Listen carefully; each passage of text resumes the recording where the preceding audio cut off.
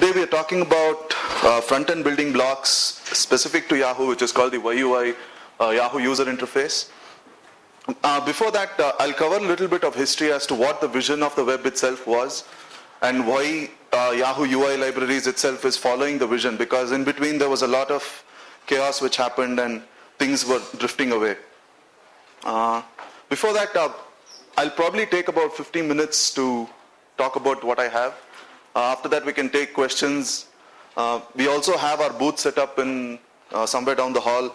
You can visit the engineers themselves if you have any questions on the products or any of the engineering activities that we do at Yahoo. So, what was the web vision of the web initially started off with? Initially, the web was itself conceived to solve a problem of information access over a network of various machines. What does this mean? It means that when you're today in the day-to-day, we speak of all the different kind of applications which run. We speak of effects, we speak of drag drops, we speak of social networking, we speak of maps and so many things. But all these things are applications which are more resembling the desktop rather than the web application. So when we started off, the vision of the web itself was to display information across on a network. So that was the primary vision of why the web itself was conceived, right? So over the years, it has kind of the narrow between the actual desktop and the browser space has kind of come together. So you have desktop applications which are now looking like the web application, and the web application itself started to look like a desktop application. So long way back, Tim Berners-Lee, who's now the president of the W3C consortium, he proposed that markup text is to represent hypertext document for a transmission over the network. So this is pretty much what his idea was for HTML as a markup language. The emphasis remained on platform independence, which means that the particular document must be able to be read on all platforms that you have on every computer platform. Then the browsers themselves were mere document readers. They were nothing more than that. They couldn't understand sound, they couldn't understand graphics. The kind of animation that you see today was not possible in some time back. So when Yahoo started off, right then, this is how our page looked, our homepage, yahoo.com. It was just a mere list of links which would probably give you a reference to what the document and where to find which document and stuff like that. So it was merely doing that. As you see, there were very minimal graphics. There's probably very less functionality. There is very less interaction. Yahoo was considered to be a directory of links. That's what Yahoo started off to be. So most of the pages are during this time, the Encartas, the most popular websites were the encyclopedias, directories, how to find information. If I were to go visit a link on a particular news article, how do I just reach that? That was probably the most important and the most relevant websites of the time. But most of you today are using the web. It's far from what it is, right? It started off like this, but today it's far more expansive, far more interactive. That is where it comes, and as Jesse mentioned in his keynote, design is taking in a lot of importance. Here, the element of design is very minimal, right? So, moving forward, when HTML4 was introduced, what happened was the standard itself said that this markup language has to start supporting a richer multimedia application, start to have more relevant to accessibility. What does accessibility mean? It means that people who have disabilities will be able to use the web as well as the guys who are fully visually provided, right? So if a guy who is not able to see how does it make it relevant to put up a picture over there? Does it make it even relevant to say, most common mistake in accessibility is, most of you have used forms on the web, right? You have something here, all fields marked in red are compulsory. Marked in red is a very visual key. It's nothing a person who cannot see can understand. So it's better to say all fields marked with a star are compulsory, right? This is the kind of visual elements that we are talking about. The last line, HTML4 also takes a great strides towards the internationalization of documents with the goal of making truly World Wide Web. So that was what the standard itself proclaimed. So this shows a lot of movement from the initial vision to where it was transitioning. So moving forward, our Yahoo 2006, our page looked like this. There was a lot more things happening. You had mail which could be accessed right over there. You had far more interaction capabilities. The content was presented in a better fashion. There were things popping up. There was information. You had dialog boxes which were very much similar to what you had on the desktop. So many things were happening on a single page. The person need not have to navigate outside the page to get the information he needed. So he visits a page, all the information is needed is kind of collaborated together and thrown at him at one single point. This is where even design aesthetics come into picture. A lot more colorful, a lot more information is more reachable, information is more available, and so many things. So where we are today, we speak of this whole Web 2.0 thing, which is like very popular, the most common catchphrase in the web today. What does that mean? As most of you have used the web, you find social networking sites, you have sites where you can subscribe to the news feeds, you have sites where you can subscribe to RSS feeds. If you've seen the paradigm shift from where it started off, initially all the companies around the web would start putting up their information on a site, and that would be it, right? You go visit them to get the information you needed. Whereas moving now, if you look at the present day times, you have all these syndication happening and content is available through an open channel. So content comes to you rather than you going to content. So the whole aspect of presentation, the whole aspect of behavior of content, everything is now shifted from the person who's developing the site right to the person who's going to use it. So today you have feed aggregators where you can pick and choose from which news feed you want to get the news from. You also have aggregators where you can get a news feed from a collection of news items. Instead of just getting from CNN or Yahoo or Google or MSN, you can get a news from all these things collaborated together based on, you can sort based on date, you can sort based on relevancy. You have so many aspects of sort. Everything, the power is now right within the client, right? When I say client, it's the browser space and the end user. It is not the client in mere aspects of a developer.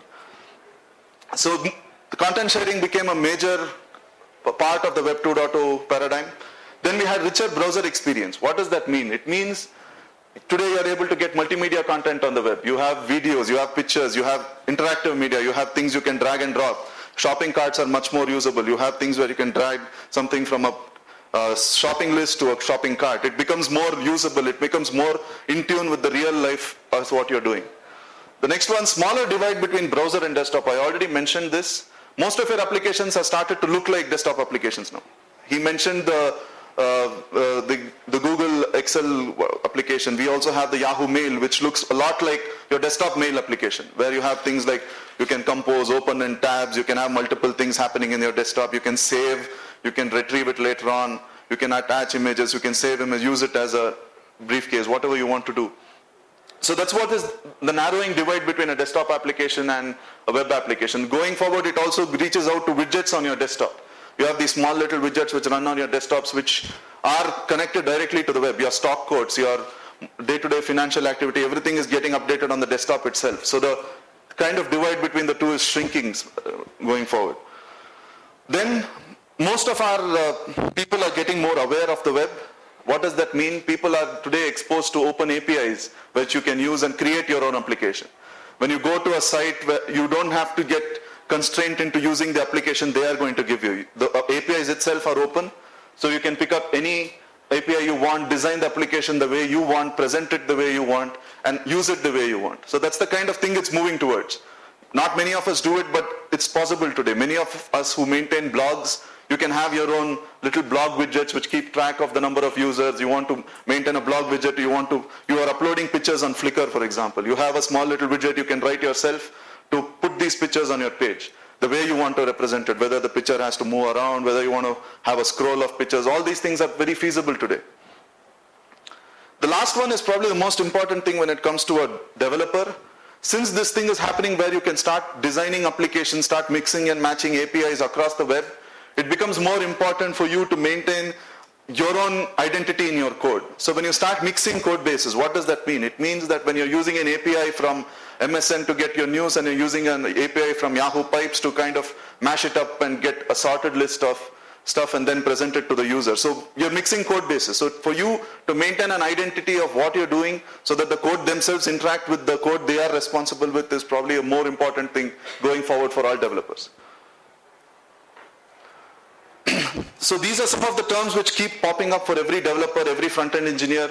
layered semantic markup, progressive enhancement, encapsulation, separation of concern. Some of these concepts are floating around on every front-end engineer's plate when they start developing pages. So in the Web 2.0 world, these things become more prominent. What does a layered semantic markup mean? When you started off from a HTML document, people were worried about just throwing content to the user. So they were not aware of what each tag that you use in a HTML is meant to do.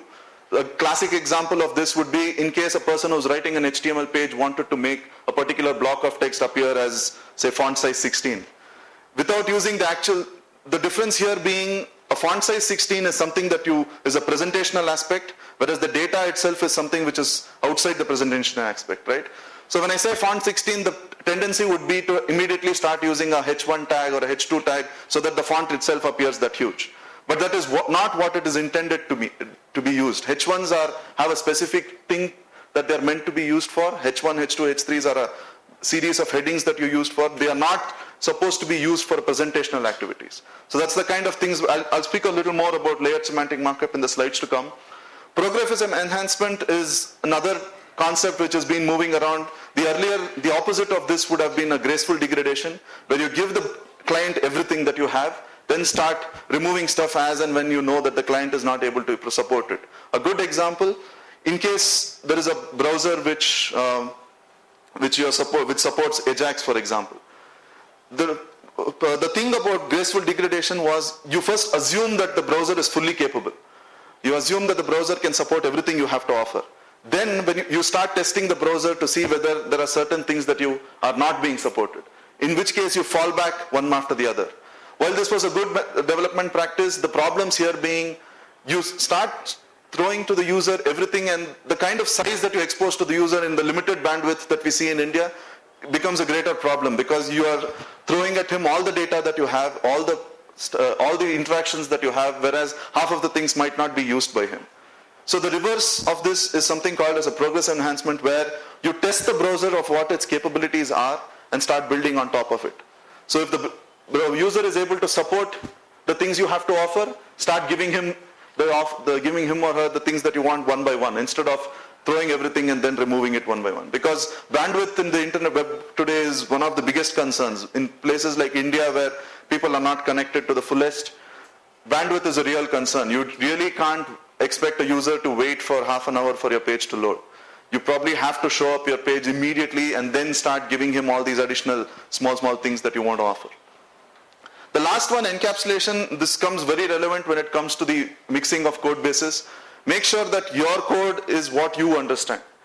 When you have things being used from a different API, a different JavaScript API, a different API from somewhere else, if you start interacting with this code and you don't know the lines of code that you are editing out in terms of the program itself, then you are under a major problem. You have problems in memory leaks, you have so many other issues that keep cropping up. So this is a small little diagram which I put together to show exactly how you can layer your application. Any web application for that matter is usually divided into 3 components. The markup, which is the actual representation of data. The presentation of all these stylings, colors, font sizes, all these. The third one is behavior. What do you want when you want to click a button? What should happen? When you click a link, what should happen? When you click a radio button, what should happen? All this is behavior. It has nothing to do with the data itself. It is behavior of the data. So these are the 3 components which probably are underlying to most of these web applications. So when you look at this particular stack you have here, right at the bottom, you start off with your data access. Start off with what your database is. Could be MySQL, could be Oracle, could be whatever you want. Then you have a set of functions which are going to handle that data for you. What do you mean handle the data for you? It doesn't mean that you're going to start generating the actual presentation markup right at that layer. You're only going to make sure that there are a set of functions which is going to hit your database and get the data out. So moving forward, you have where you can format the data, then present the CSS to the page, which is primarily presentational. Then you go into JS and then you try to enhance the page so that you make it all flashy and, all shining for the user so that he thinks that this is a really cool page. So coming back to semantics. Semantics is a word which is directly derived from Greek, which means meaning or what this particular thing is intended to do. That's what semantics are. So when you say a markup has meaning, what does that mean? most of you might have used something called as a list, right? ULLIs that you use in your HTML page. The list itself is meant to demonstrate the data in a list fashion, whether it is ordered or unordered. So UL is unordered and an OL is an unordered list. So these are the two kinds of representations in the list itself, right? So most of the time people might use a list to get that bulleted effect, but really it might not be a list. So when you're representing a telephone directory, for example, where you have names from ABC to DEF, it makes sense for you to use an ordered list rather than an unordered list, right? So this is what a semantic meaning is actually is. So when you say semantic, you know what you're using a particular tag for. Another good example, how many of you, most of you would have used a mail inbox, right? So you see this thing where you have an inbox and you have a brace saying number of mails that you've got. So you can just make that bold. It just looks bold when it kind of is a higher font size than the actual inbox. But if you use an emphasize tag there, you're trying to emphasize the fact that you have this many new mails. EM as an emphasis itself, you can say that there are a number of mails that you want the user to get his attention on. These might not be very relevant for a person who can see, but a person who cannot see rather. When there are screen readers which are reading out of a page. This is when these things become more and more important. So when a screen reader, the person who cannot see might say, read out all the headings for me. So the screen reader might read out everything from H1s to H2s and all of that, right? So it's going to read out only headings of the page. So if you're using heading just to make a particular text look huge, it might be totally irrelevant in the context of the page. So avoid presentation in markup. What does that mean? I said earlier that there are three aspects to every web development activity. The first is the markup, second is presentation, third is behavior. Most common things that most web engineers do is use the style attribute along with the tag itself. They say style width equal to 100, whatever in the same process of the tag. Why is that a problem? It's in the person who's using it, it really doesn't make any difference to him. But as a developer, when you're trying to separate out the presentational layer versus the behavioral layer and the markup layer, it becomes very important for you not to use these inline styles, right? So that the markup that you represent out of the data is clean. It's absolutely just markup, nothing more than that. So that you can represent the data in any format. So going forward, if you want to represent the same data in a given HTML markup or a XML, you can just divide it based on the styles you want to use. Just remove, having these styles can kind of, we call it making the markup itself impure, but it's more important for you to start segregating these things and have CSS what it was meant to be used for. Core functionality is not in JavaScript. Most of the developers today who use the web tend to use JavaScript only as a validation tool, right? What does that mean? It means that when you hit a button, is first name present, last name present. That's what many of us tend to use JavaScript for. But many of the applications you see today, you see that JavaScript is doing a lot more. It is doing, you have automatic page sorting, you have things which moving in, AJAX is happening, you have things which move around, you click a button, you have this fancy little dialog pop up. All this is done through JavaScript. It is not a mere validation tool. JavaScript as a programming language is gaining more and more popularity because of its capabilities on the browser. So where does all this come together? As I said, the three aspects of web development, the data itself is going to remain static. Ever since web was conceived, the data itself is static. It has not changed over a period of time. The news articles are still news articles. But the vision of the web is to present the data in a fashion in which it is more usable to the end user. So markup is still the HTML, which is our markup language, and going to semantics. Presentational layer is purely CSS. The behavior is completely controlled by JavaScript. So when all this comes together is what a web developer is completely equipped with in arsenal. So now the Yahoo Ui Library is something which sits right on top of all of this. The Yahoo Ui Library is taking the initial vision of the web, which is to give information to the user, but giving it in a proper fashion. In between, if you see, people started mixing these things and it started getting corrupt more and more, and people were not aware of what the things they are doing. Accessibility didn't take much of importance. People were just doing things because they could, rather than doing it the right way. So where does Yahoo Ui Library sit? You throw in progressive enhancement into all of that. Yahoo Library sits right on top of that. So going forward, I'm going to talk about the Yahoo design philosophy, how the UI libraries themselves were built. What are the important elements that we don't have time to cover all the UI libraries. There are about I will throw in about, I think about 15 libraries in all, which are there in the Yahoo UI library. I'll point you to links. You can probably look at it in a later time. So the Yahoo design, how was the Yahoo UI envisioned? So if you look at any application, may it be desktop, may it be a program, may it be a web application, it usually starts off with three basic components. The first one being what the user is doing. So the bottommost layer, if you look at it, is what the user exactly is doing, whether he's clicking on a page, whether he's dragging on a page, whether he's double clicking, whether he's triple clicking. All these are what the user is intending to do. The next one would be actually to make sense of what the user is doing, right? When he clicks, what does it mean? When he clicks on this particular area, what does that mean? When he clicks on a button, what does that mean? When he clicks on a radio button, what does that mean? The final layer is when you actually build an interaction over it. When he clicks on this button and then clicks OK on someone else, what does it mean to the business? So when I click on a button to say submit a form and you throw up a pop-up saying form successfully posted, OK, this means there is some kind of business logic involved, right? So this kind of interaction is finally at the topmost layer. So this particular diagram that you see was proposed by Alan Cooper in one of his works, which said that every application is going to follow this particular paradigm in the computer world. So not just the computer world, it goes beyond that. Even if you take a Mixie, for example, the interactions is right from clicking a button to switch on the Mixie, right up to stopping the Mixie after the work is done. So these are the kind of patterns which are there in most of the applications. So the same is true even for a web application. Jesse Garrett spoke a lot about how the iPod is designed and how certain aspects of design is going to key in your web applications, right? So the same things holds true even here. Start from the basics, build one by one as and when you get them. So in terms of YUI, what does that mean? Every utility in YUI is divided into these three layers itself. You have basic utilities which is going to function right over the browser. Then you have stuff which is going to encapsulate out the browser deficiencies, as we call it. Every browser is different in its own way. A person who's done web development will know that IE is not the same as Firefox. Opera is different from the other browsers. You have to code for each of these things. So the library first tries to encapsulate out that layer so that the web developer himself doesn't have to worry about which browser is being used in the underlying layer, right? So the libraries try to encapsulate the user completely from this mess and then start using the stuff and building stuff over that clean layer. So he's first wiping out all the deficiencies, then start to build over that. So the YUI components themselves start with a CSS set of components. The first CSS component is fonts.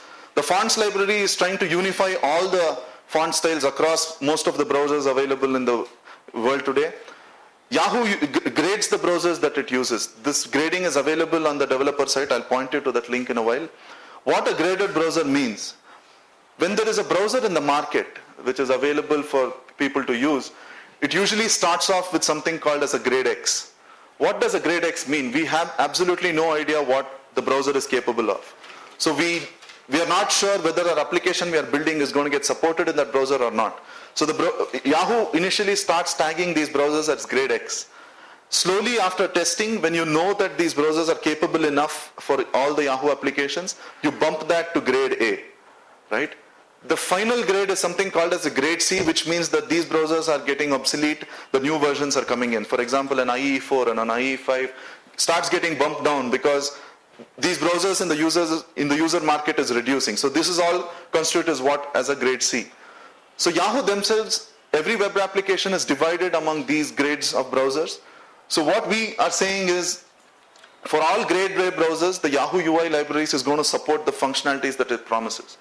So when it comes to grade A browsers, the fonts that you use across the browsers in the world today, the font CSS first is trying to wipe out the slate and make sure that every font that you use is in the standard that we are trying to specify. So you are sure about something when you say 12 points, that you are sure that it is going to be 12 points in all browsers.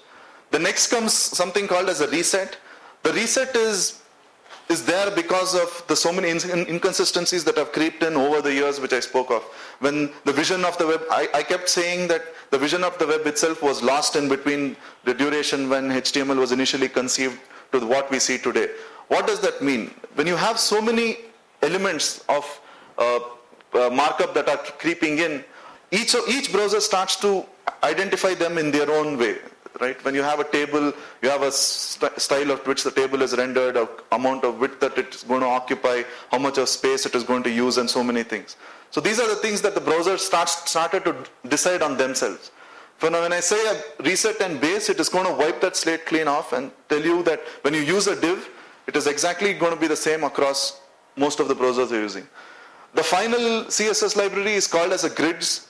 Most common layouts that you use in the web, where you have 3 columns and you have a header, a footer.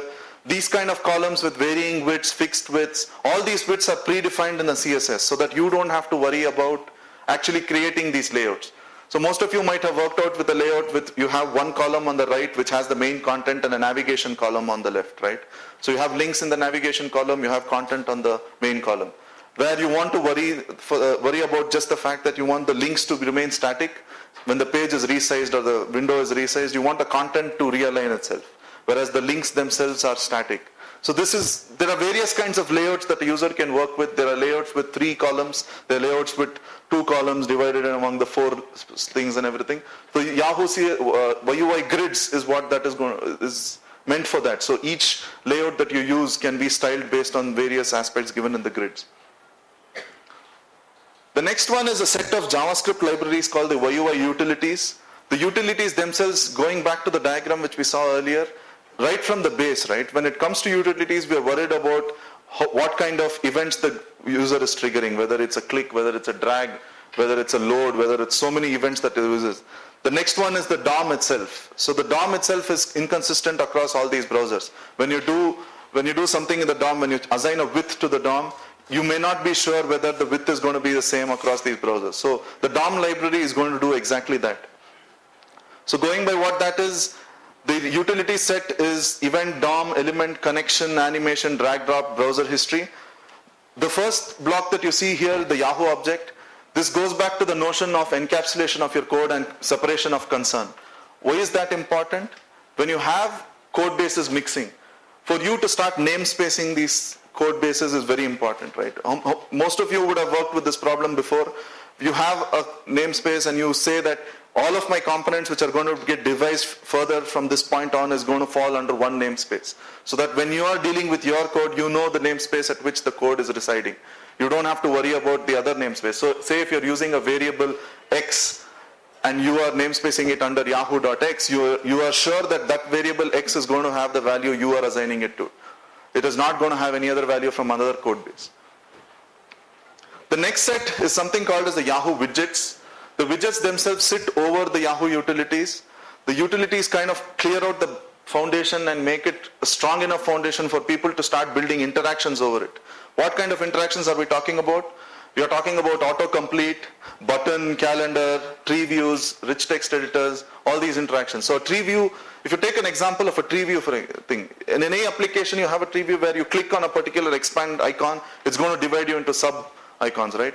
So the event manager is going to be used internally to kind of assign events for you to start clicking on a particular attribute, expanding it, shrinking it. All these are interactions which are built over the foundation. So once you have all that, the last is which is your property specific code, how you want to use this in your property. So why do we want to use YUI?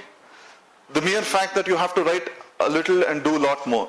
So that's the most underlying concept that we are trying to propagate. Write a little, do a lot.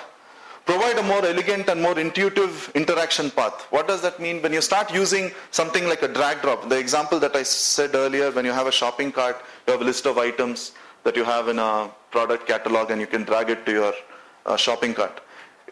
Earlier systems you can just say, click and say add to shopping cart, which is a good enough interaction, right? It's still doing the job it is intended to do. But if you have a shopping site where you actually click on the item, drag it into the shopping cart, it makes a more appealing user interface, right? So this is the kind of things that is capable by using some of these libraries. The code involved in doing that action is completely encapsulated in the library, so you press a few lines of code to do what you want to do. The developer focuses on functionality rather than the application. So why, again, this is very important because we tend to lose focus on the application itself and try to concentrate too much on fixing these bugs, trying to make sure that all these things are covered, our support is there for all browsers. It's too much of a headache for a web developer. So when it comes to all that, we are removing that headache for you. Abstract underlying browser-specific implementations. So most of us have done hacks to make sure that these CSS looks the same across all the browsers. You are doing certain things to test whether it is IE, whether it is Firefox. Your AJAX libraries, for example, most of you might have written your own AJAX calls, where you tend to have a series of if, else, try, catch loops just to make sure that your AJAX is functioning. The other main reason, one of the best documented libraries, we can say that with a lot of confidence, because once you visit these libraries, each and every API that is going to be used is documented extremely well.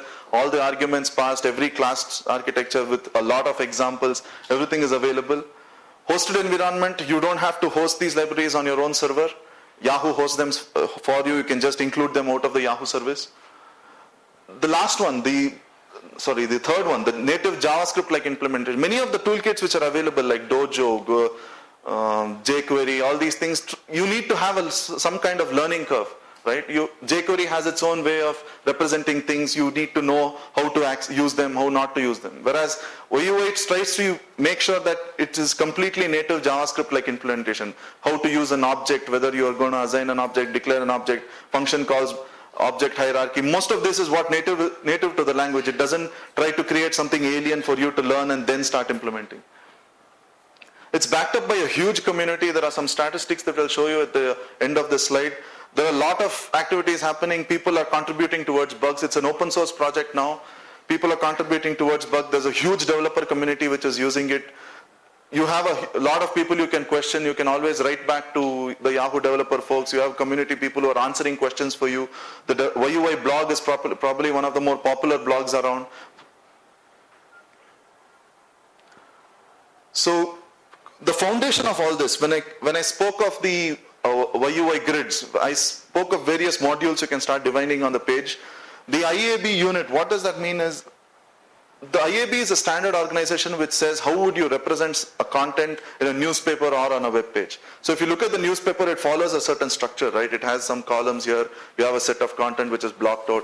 Those units is what that particular Iab unit is going to define. So when you use Yahoo grids, this is what it is going to do. It is going to conform to all these norms, and so that your page is actually relevant and correct when it's going to go out for the production.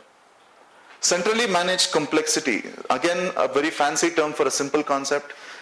There are a lot of mess which is happening on the browser, right? Douglas Crockford once said that browser is a collaborative effort of a lot of inconsistencies and mess. What does that mean? People started to implement things their own way, and all this complexity which is involved is now up to the UI libraries which Yahoo provides rather than on the developer themselves. So that's what is that meaning. The last one is very specific to the developer. Most of us are not aware of what the standards mode are. When the browser went through a lot of transition from 1992 to 1996, the standards themselves went to a lot of transition themselves, right? So there were certain things which are supported in the standard earlier, but then the standard, when it started changing, they said, okay, we are going to throw apart some of the older standards, trying to reinvent the new stuff. So when you say something called as a doc type, you mention it right at the top of the page. So when you say something is strict, you say that it is going to conform to all the norms completely. It is not going to leave out any norms. So when you say strict, you can rest assured that all the concepts that you're going to use in your web development is going to be taken care of very strictly. Whereas the other one which most of us tend to use is something called as transitional, which means that all the concepts which are there and which are the things which are available during the transition phase is also going to get supported. Some of them might be deprecated, some of them might not be deprecated, but that thing is still be able to be used. So most of our markup that we follow in the Ui libraries is based on the microformat paradigm, which means that you kind of give small indications as to what that block is going to do. So when you look at microformats, you can go check the site and find out what microformats are. The underlying concept here is that when you say something is a body element, during the indication itself, you're trying to indicate that that is going to be a body element. So what we use is, when we use an ID for a attribute, we call it as something called as a body, something as a foot, something as a main block. So we are conforming to that as well, so that when your code is out there, it is more readable, you know what the code is doing. Everything in the Yahoo library is semantically marked up. It means that we are following what it is intended to do. When you're using a heading, it is meant to be a heading. It is not meant to be anything else. So we are conforming to that as well. Each and every library that you use, barring some, is progressively enhanced. When you start using a tree view widget, for example, you can start with a markup as a series of lists, enhance that to look like a tree view.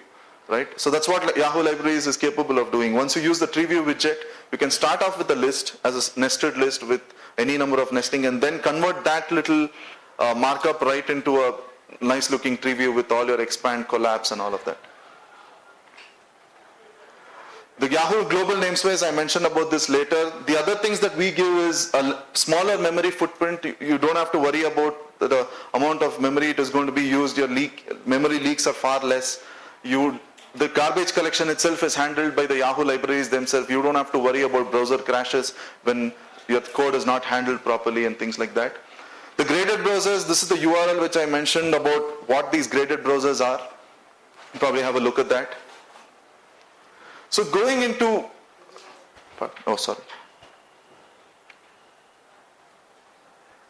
So most of this is available on the developer.yahoo.com/YUI site. You really, even if you don't have the URL, you can probably visit that and pick up stuff from there.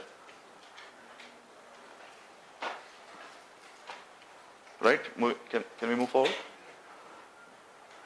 So I said I don't have too much time to cover all the libraries. Some of the most important libraries which I want to state, I'll probably expose right here. The event utility is probably the base of all widgets that you're going to use. Most of you who have worked in the web development might know handling these events is a big problem when it comes to browser space. You have scope problems, you have whether the events are being triggered properly, whether they are handled properly. You don't know whether the event is getting captured, the event starts bubbling. Most of these things are things that all developers get to know day to day, right? So these things are completely encapsulated from the event libraries. You don't have to worry about scope correction. Just to throw a light on what scope correction is, in browsers like IE, when you create an event, it is always run in the scope of the window object. Whereas if you do the same on Firefox, it is run in terms of the object which is under question. So when you do a dis.target on the event that is triggered, on IE it might fire something called as a window, on some other browser it might fire the object itself. So that's what a scope problem is. So the library itself corrects that. So you don't have to worry about which scope it is coming under. You can assign your own scope using the event library. You can say my event has to fire on this particular object rather than the scope which the browser is going to decide. The other feature which is extremely interesting for me and most of the developers in Yahoo is something called as the custom events. The browser themselves have a limited amount of interesting moments which are shipped. So when I say interesting moment, it means that the browser itself has native events like click, load, on submit, on so many events, right, which the browser itself is allowing you to do. Whereas if in my application I want to do something more, I want to expose my own events. I don't want to depend only on the browser events. I want to expose an event which I want to track a triple click, for example. The browser itself doesn't allow you to track that. Whereas using the library, you can start creating your own interesting moments. So assume I'm clicking on a button and it says user has dragged from point A to point B. That is an event that you want to decide. So you create that event on your own, saying drag complete, drag ended, drag started. All these events is something that your application can create. Using the library, it is able to do that. So the next library, as I said, starting out from the base layer, the last layer is the widget itself. An example of the widget library is the slider. So this diagram kind of represents all the foundation layers it is going to use and then give you the slider interaction. The slider interaction, you might have seen the sliders being used on a volume control or the topmost slider. Many of us don't recognize it as a slider, but the color picker in most of your applications is a slider where you slide across both X and Y coordinates. So all this is possible through the widget library in the slider. The diagram here is trying to show you what are all the components, underlying components the slider widget is using. So when you start off with an event, most of the slide events that I spoke of is exposed as, pardon? Someone's saying something? Did someone say something? Okay. Oh, okay. So most of the events that you look in the slider, for example, are all custom events. So when you click on the particular slide button, the slider that you start, the slider widget starts firing these custom events saying slide start, slide ended, drag started, drag ended, and all these things. So you can start writing your code for each of these moments. So when you introduce a slider in your application, you can track everything from the start of the drag to the end of the drag to the place where it is stopped, how much movement is there. All of this is kind of encapsulated out in the browser and presented to you in a fashion in which it is very easy for you to use, right? So that's where the event utility is used. The animation utility in the slider, most of us have noticed slider in the Mac, for example, when you drag it, it has a nice little flow rather than just jumping from point A to point B. So the animation library is used for this regard. So where you have a nice little flow from point A to point B, it is not going to just jump there and stop. Or you have an animation where if you drag a slider, it kind of goes and swaps back to the position. It's all small things which gives a user a lot of appeal visually. So as I said, the cost itself of using these libraries on your browser is quite less. If you notice, the biggest library, the rich text editor, is under a 60 KB limit. So it doesn't add too much of overhead to your pages. It's probably much less than some of the other libraries which are there around. And the kind of functionalities that you see using the Yahoo Ui libraries, the interaction paths are so much more richer than other libraries.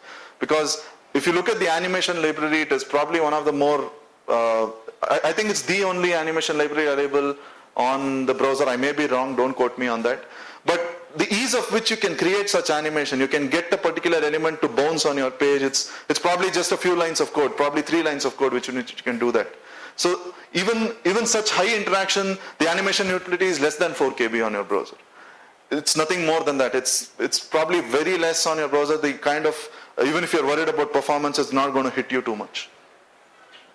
So let me show you a few examples of the things which are used using the library. This is another very small example that is there on your developer site, nothing which I have generated. It's a simple little application which kind of mimics the desktop kind of use case, right? Your web browser space now has a start button, you have all your dialog boxes which is nice and smooth, your drag drops are there, your animation, everything is being used in this particular example. The other example would be an example of an animation which shows some of the effects. So the element itself has a nice little transition into the page, right? It flies in, flies out. Some of these things are possible in the desktop, but in the browser space, it's handled very well using the animation libraries.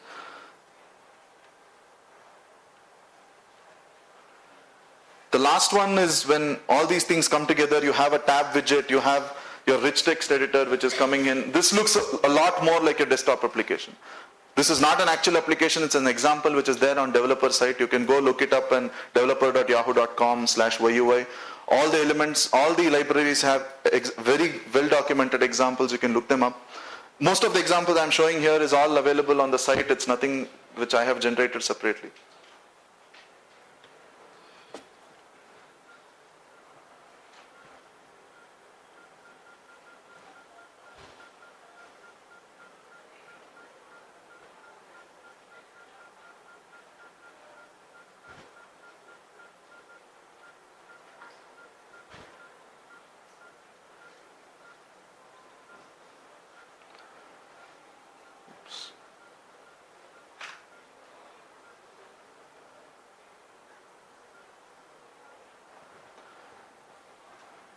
So many of Yahoo library is being used, as I said, across many of our own applications.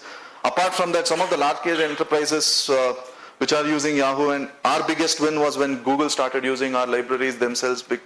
The mere fact being that kind of support offered by the developer community is far huger than any other library out there. So you can try out most of these examples. The thinkhr.com is implementing a very interactive way in which you can do a collaborative meeting where you can start drawing stuff on the board, and you have another, most of you might have used these collaborative tools, but this is completely, ThinkHR is trying to do that on the web space, where you have these little post-it notes that you can create on the web space and stuff like that. Some of statistics, as I said, 9,000 registered members on YUI community, 16,000 plus subscribers on the blog, 1.1 billion YUI files served each week. Developer community site has 200,000 inbound links. So that's the kind of community that is built across the library itself. So this is probably where you want to start off with for all your Ui Library applications. So going forward, we speak of various open APIs, which I spoke a lot about open APIs. Some of the developer APIs which you can use for your application is right from OpenID, which you can create, is a new paradigm, go read it up. Pipes is where you can start mashing up these XML feeds and create your own sorting algorithms. Instead of you programmatically writing the sorting, the pipes is where you can start giving URLs, and it's a very user engaging tool where you can create little modules, drag them around. Please do check them up. Some of the URLs are all, I'm sure will be a lot of interest for you to look at. Some of these demos are running in our stall. Pipes, I'm not sure when the pipes demo is happening, but please check up in our stall. You might have insight into what pipes is doing. So that's what I had to cover. You have any questions? We can take them. I think I have 5 minutes. Yeah, 5 minutes. When you are categorizing the browser, when it is class A or class B or something, why you are taking account of the Why you are taking the? operating? Why you are taking account of operating? Suppose if you say class A browser, Okay. it is Windows only and Windows Vista, then also you are considering that as class A. No. Comes under Windows 2000, you are not considering that as class A. Well, it's not something we do. When a browser is shipped for a particular OS, it means that the browser has certain capabilities on the OS it is residing on. So the Firefox 2 on the Mac might not be the same as this Firefox 2 on the Windows. Of an IE7 on 2000 may not be the same as IE7 on XP. So each browser is unique. So if you look at the graded browser support there, it gives a support for the browser under which OS. So the browsers themselves function differently. It's not something we do. Excuse me, are you guys going to support SVG or Canvas anytime in the near future? Yes, when you say support to SVG or Canvas, I mean, Firefox has Canvas, IE doesn't, and for IE you need SVG. yes. So there is one library, one widget library called the Charts. I didn't mention it here because it is still on beta, which is going to use XVG and VML very strongly. Isn't Charts right now on Flash? It is going to use all of that. That's why it is still in the experimental phase. They are seeing whether Flash is a right way to go, XVG is the right way to go. Some of the maps APIs that you see on developer.yahoo.com is still using XVG and VML. Both of them are still on the experimental stage. They're not fully out there. And what about mashups? Are you guys going to support something like Smash platform, or you guys are in mashup platform right now? There is one which is going to, I think it was launched, something called as the, yeah, but it's still not completely done. Today the APIs are available. As a platform, we don't have any platform which is completely out there. The APIs themselves are available, the mashup tools are available. Some of the essential components for a mashup like authentication, your IDs, all of that is still available, but as a platform it is not. As where you are more looking at a playground where you can come and start using all of this. Yeah. That is not fully there. So is it going to come in the near future? Or? I wouldn't be able to take a call on that, but I'm guessing it would. What is the best practice for like any kind of thing, like server-side interaction? How would Yui interact with server-side? For example, you submit something, then server decides like whether mistake or that way, and Yeah. come back. Yes. Well, as far as the libraries themselves goes, the Yui libraries, they are not too worried about what is happening on the server. When it comes to the connection library, we pretty much state the kind of output that is expected, but that is where it ends. Because this is a completely client-side user libraries that we have started to support. The kind of interaction that happens on the server and the AJAX, we stop at the place where we say this is the expected output. And this is what the library itself is going to submit back. That's the only thing that we stop. We don't go beyond that. We don't have recommendations for your DB. We don't have recommendations for what kind of components you want to use. But there is another section in developer called as design patterns, which will probably talk of what can be the things rather than specifying saying this should be the things. I mean, the client-side libraries stop at that point. They don't go beyond that. I don't think there is any plan to go beyond that.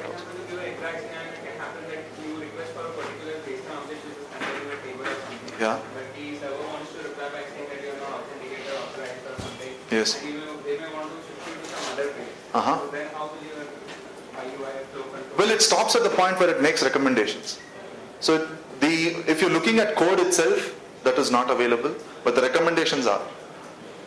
It's probably going to tell you how would you handle a 404 versus a 302 and 301 and stuff like that, but it's going to stop there. It's not going to give you code snippets as to how you want to access them. So since it is so much JavaScript centric, what is it like tools JavaScript to debug it? Well, some of the tools which are again recommended in the site are Firebug, or you have some IDE. The YUI itself is being deployed over some of these IDEs like Aptana and stuff like that, where you have autocomplete of these libraries and stuff. But for debugging, the tools are just recommended: Firebug or Venkman, Script Debugger in IE, stuff like that. There's also this YUI logger that you can use. YUI logger is again not something which you are looking at tools. Yeah, the YUI logger is again a library itself, which is going to log the events in the library, rather than syntax errors and stuff like that. Syntax errors are still something which you need to use some of the tools that I mentioned. Okay, thank you.